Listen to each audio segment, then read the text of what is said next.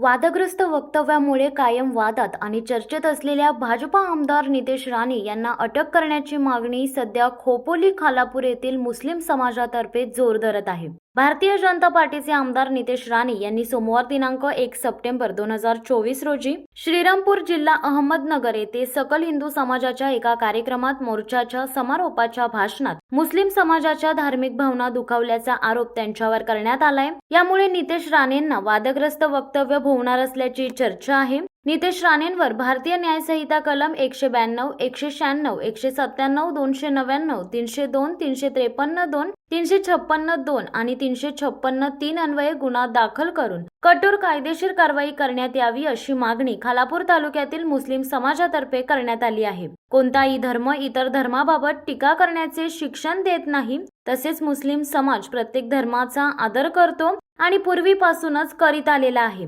परंतु सध्या धर्माचे राजकारण चालू असून धार्मिक भावना भडकावून जातीय दंगली होण्याची दाट शक्यता आहे।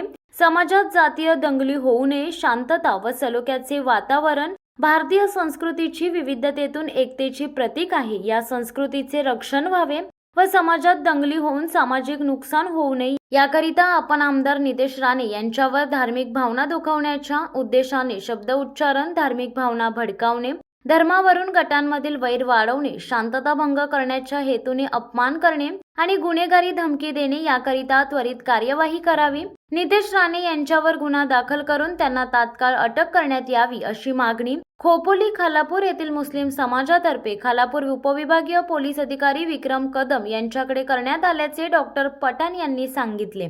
शिवसत्ता टाइम्ससाठी खलील सुर्वे, खोपोली। दे धडक बेधडक वृत्त देणाऱ्या आपल्या शिवसत्ता टाइम्स न्यूज चॅनलला लाल बटन दाबून सबस्क्राईब करा आणि बेल आयकॉनला क्लिक करायला विसरू नका।